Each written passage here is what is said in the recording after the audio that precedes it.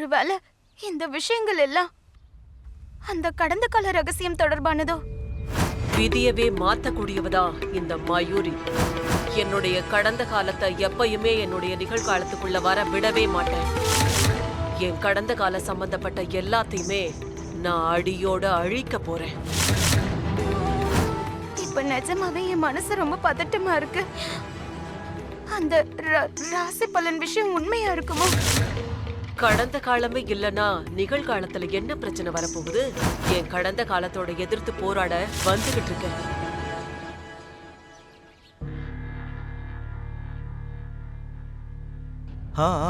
நான் தான் சொன்னல, நான் தான் உங்ககிட்ட சொல்லிருக்கேன்ல, என்னால உங்ககிட்ட வர முடியாது. என்னால என் கீர்த்தியை விட்டு வர முடியாது. உன்னால அவளை விட முடியலனா என்ன நீ மொத்தமா மறந்துடணும். என்ன? ஐயோ இல்ல இல்ல, இத பாருங்க, எனக்கு கீர்த்தி எந்த அளவுக்கு முக்கியமோ அதே அளவுக்கு நீங்களும் முக்கியம். என்னோட உறவு நீடிக்கணும்னா கீர்த்திய கைவிட்டுதான் ஆகணும். என்ன? அவ என்னுடைய பொண்டாட்டி. அப்போ நான் உனக்கு ஒண்ணுமே இல்லையா? இத பாருங்க, நான் உங்களை கெஞ்சி கேட்டுக்கிறேன், மன்னிப்பு கேட்டுக்கிறேன். தயவு செஞ்சு நான் சொல்றத புரிஞ்சுக்க முயற்சி பண்ணுங்க. எனக்கு வாழ்க்கையில கேளுங்களேன் ப்ளீஸ். எனக்கு வாழ்க்கையில புது விருந்தினர் வரப்போறாரு. இந்த மாதிரி நேரத்துல பொண்டாட்டியை விட்டு புருஷனால எப்படி வர முடியும்? இல்ல புது விருந்தினரா? அப்படின்னா நீ என்ன மொத்தமாவே மறந்துடுவேன்னு சொல்லு. ஐயா இல்ல, சரி அது வந்து என்ன வேணுமோ பண்ணிக்கோ போ. எனக்கும் நீ இனிமே தேவையே இல்லை. இல்ல, நான் சொல்றத கொஞ்சம் கேளுங்களேன். ஹலோ ஹலோ, கட் பண்ணிட்டாங்க. இவங்க கொஞ்சம் கூட மாற மாட்டாங்க. என்னடா நீ இப்படி ஏடாகுடமா வந்து மாட்டிக்கிட்ட? 2 படகுல சவாரி பண்ற. ஒரு சின்ன அலை அடிச்சதுன்னா அதுக்கப்புறம் மொத்தமா கீழே போய் தண்ணிக்குள்ள மூழ்கி போயிடுவேன். ஜாக்கிரதை.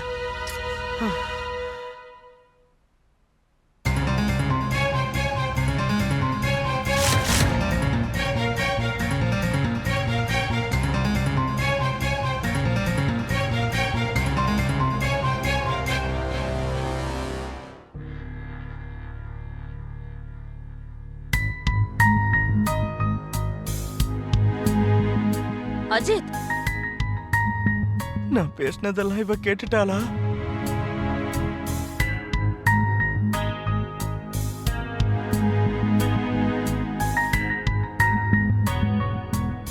அஜித்,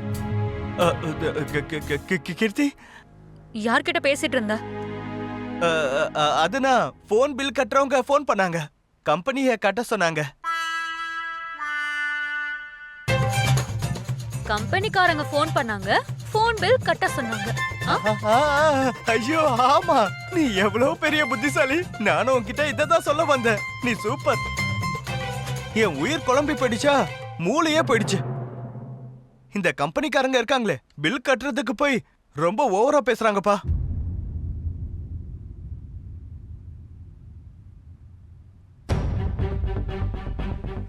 இவரோட போன் பில் தான் ஆட்டோ பே மோட்ல இருக்கு.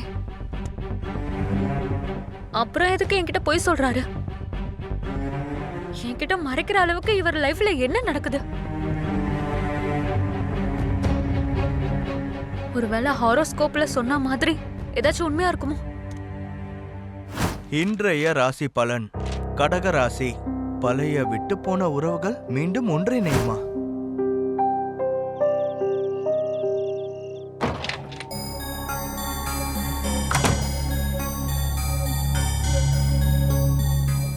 துளசி அக்கா, துளசி அக்கா, அக்கா நீங்க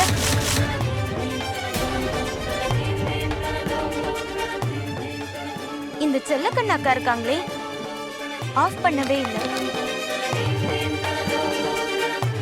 அக்கா, துளசி அக்கா, நீங்க இங்க இருக்கீங்களா?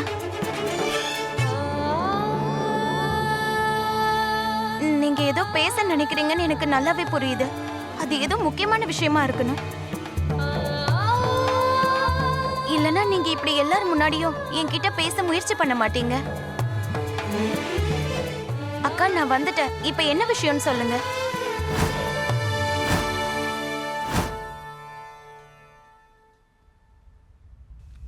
அக்கா,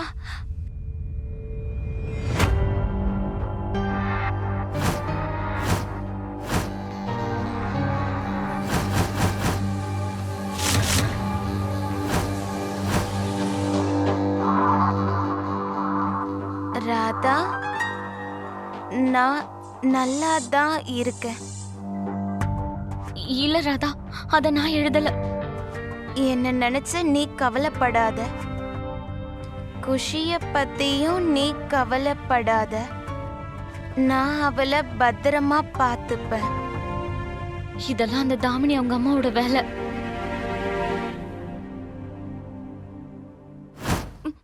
மோகன், துளசி, மோ-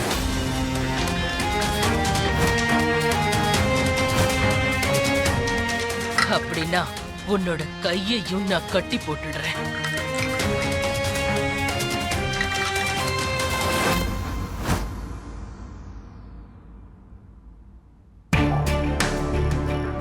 கடவுள் கிருஷ்ணரோட அருளால நீங்க நல்லா இருக்கீங்க துளசி அக்கா.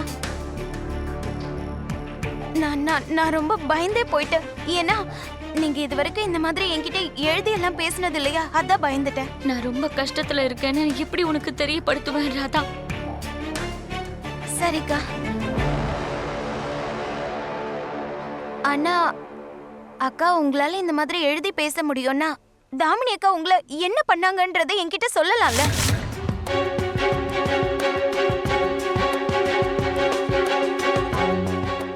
அக்கா சொல்லுங்க.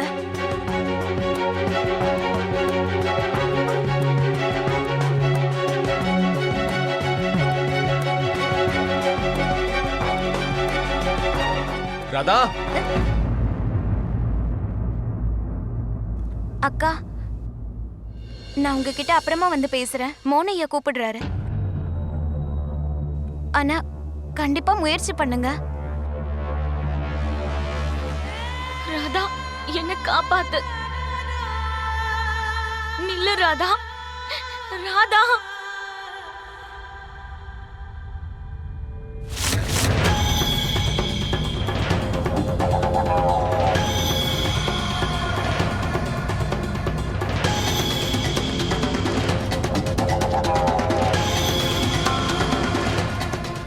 பரவாயில்லையே தாமினி, ரொம்ப பிரமாதமா பிளான் பண்ணி அந்த ராதாவை எப்படியோ நீ ஏமாத்திட்ட.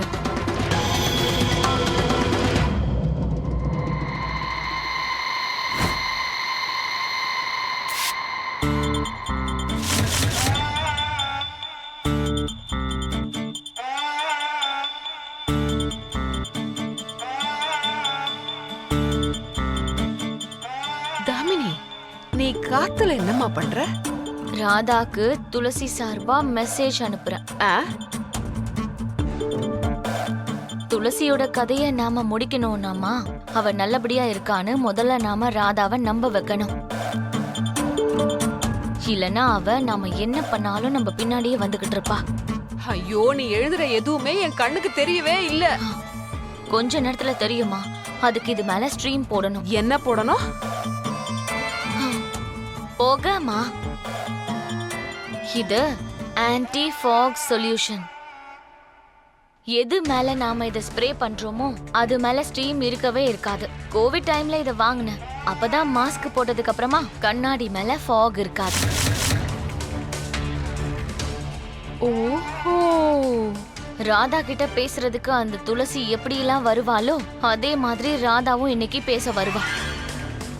ராதா என்னமோ அவ துளசி கிட்ட பேசுறதா நினைச்சுப்பா. ஆனா அவ உண்மையாவே நம்ம கிட்ட தான் பேசுவா. ஆஹா, ரூம் போடாமல இவ்ளோ யோசிக்கிற நீ? எழுது எழுது. எழுதிட்டேன். கண்ணுக்கு தெரியாத எழுத்து எவ்வளவு அழகா இருக்குல்ல? எனிவே,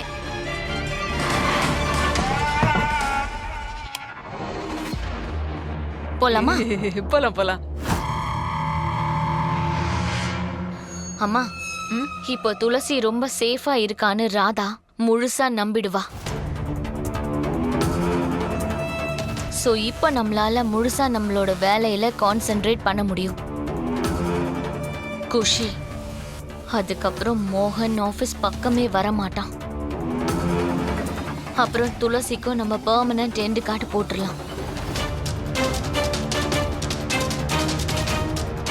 ஜூலை 3ஆம் தேதி துளசி மொத்தமா அழிஞ்சிருவா. அதுக்கப்புறம் தான் இந்த குடும்பத்தோட அழிவு காலம் ஆரம்பிக்க போகுது.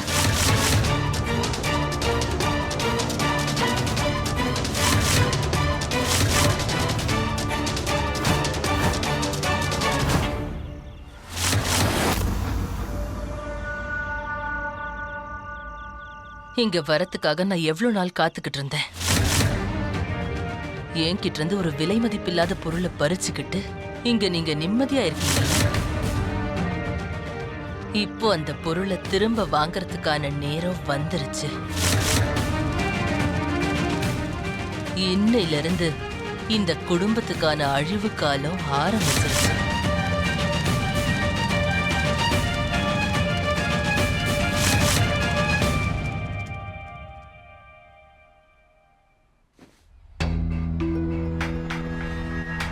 நல்ல வேளை துளசி அக்கா கிட்ட பேசிட்டேன். இப்ப அவங்க நல்லா இருக்காங்க. நான் ஒருத்தி தேவையில்லாம ரொம்ப கவலைப்பட்டுட்டு இருந்தேன்.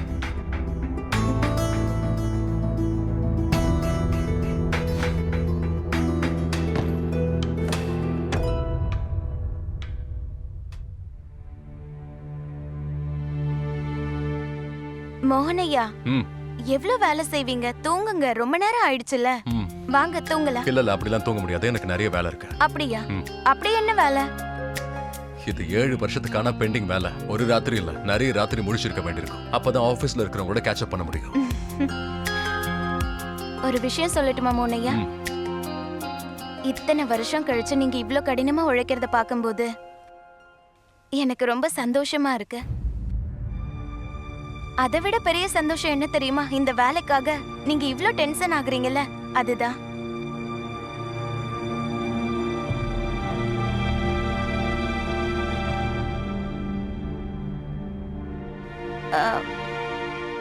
அப்புறம் மோனையா, எனக்கு உங்ககிட்ட ஒண்ணு கேட்கணும். நீ எப்போல இருந்து பெர்மிஷன் கேட்டு கேட்க ஆரம்பிச்ச? கேட்டுடுறேன். அது வந்து சிஏ சார் வந்தப்போ ஒரு விஷயம் நடந்ததுல, அதுல நான் உங்களை சமாதானப்படுத்திட்டேன். ஆனா அன்னைக்கு நீங்க ஆபீஸ்ல இருக்க ரூம்குள்ள நுழைஞ்சீங்கல்ல, அப்ப நீங்க துளசி அக்காவோட படங்களை பார்த்துட்டு ரொம்ப கவலையாயிட்டீங்கல்ல. அதுக்கப்புறம் நான் உங்ககிட்ட சரியா பேச வாய்ப்பே கிடைக்கல. நீங்க நல்லா இருக்கீங்கல்ல மோனையா?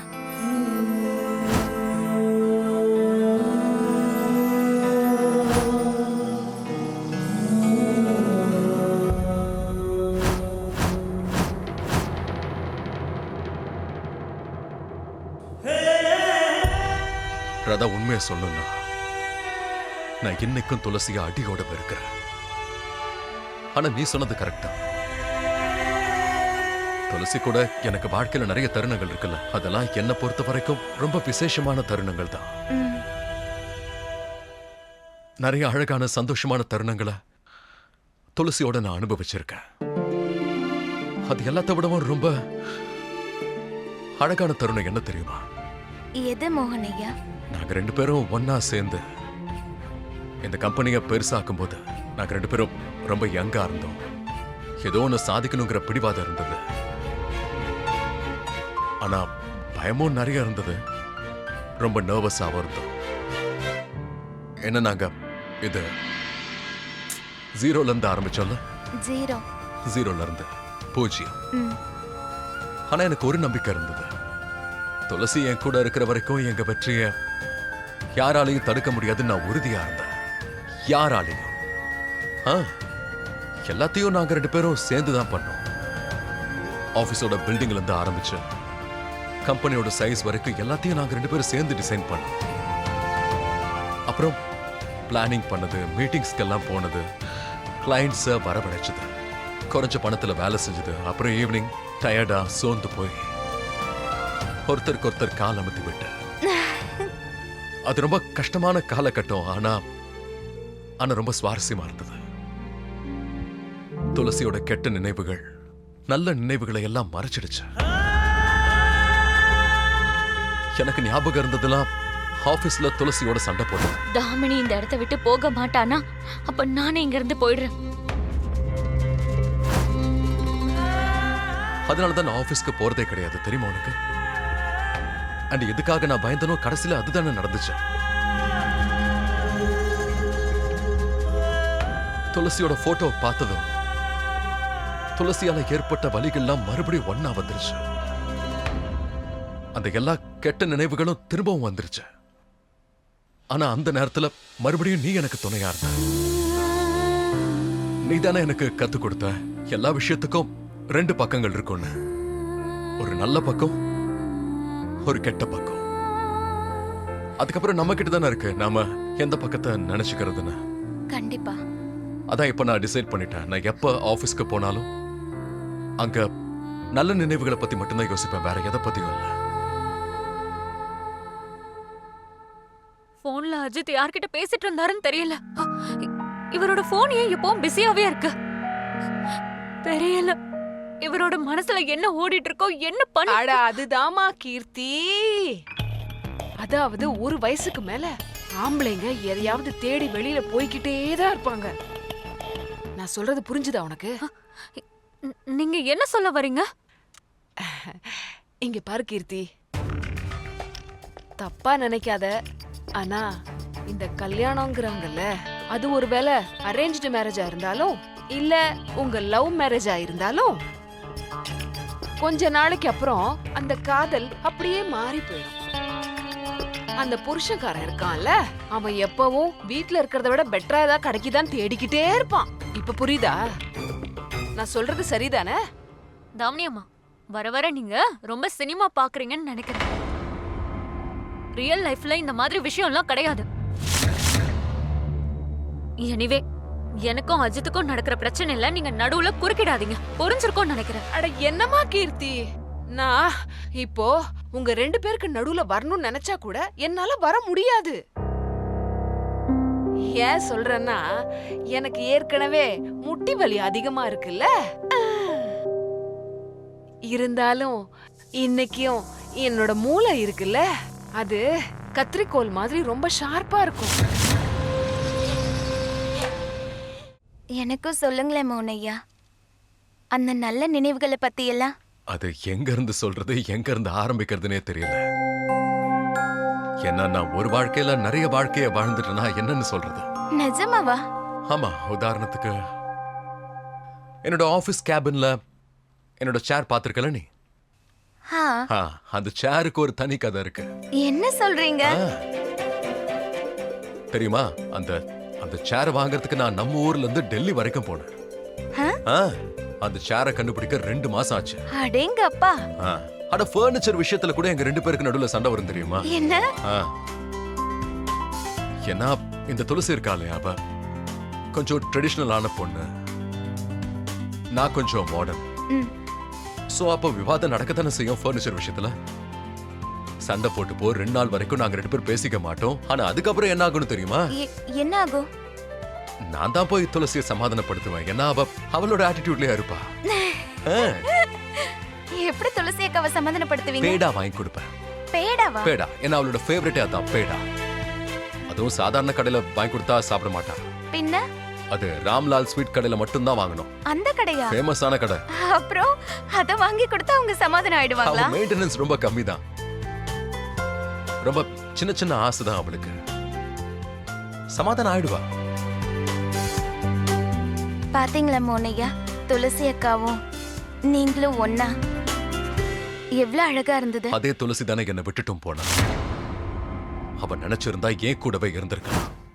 ஆனா இல்ல. மோனையா இங்க பாருங்க, எனக்கு ரொம்ப தூக்கம் வருது. நீங்களும் படுத்து தூங்குங்களேன். காலையில ஆபீஸ்க்கு வர போனோம்ல, இதெல்லாம் அப்புறமா பாத்துக்கோங்க. அப்புறமா வாங்க வாங்க தூங்க. இன்னைக்கு ராத்திரிக்கும் நாளைக்கு காலையில நடுவுல ஒரு ராத்திரி தான் இருக்கு. அந்த ராத்திரிக்குள்ள நான் வேலையை முடிக்கணும். எவ்வளவு வேலை ஐயோ இருக்கு? மோனையா, வேலை உங்களை விட்டு எங்கேயும் போகாது. இதெல்லாம் நாளைக்கு பாத்துக்கோங்க.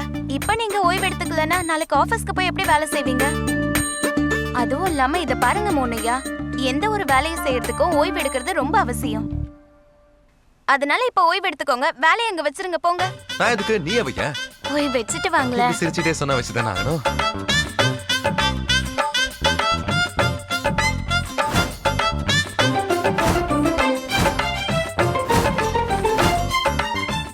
நல்லா தூங்குங்க.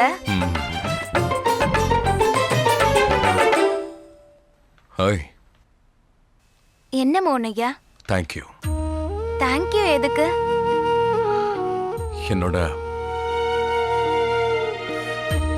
மனசுல இருந்த ஒரு பெரிய பாரத்தை குறைச்சதுக்காக, மனசுல இருந்த மிகப்பெரிய பயத்தை போக்குனதுக்காக, அண்ட் என் மனசுல இருந்த அது ரொம்ப ஆழமான காயத்துக்கு மருந்த போட்டதுக்காக நன்றி.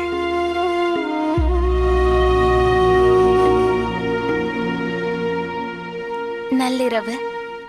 Good night.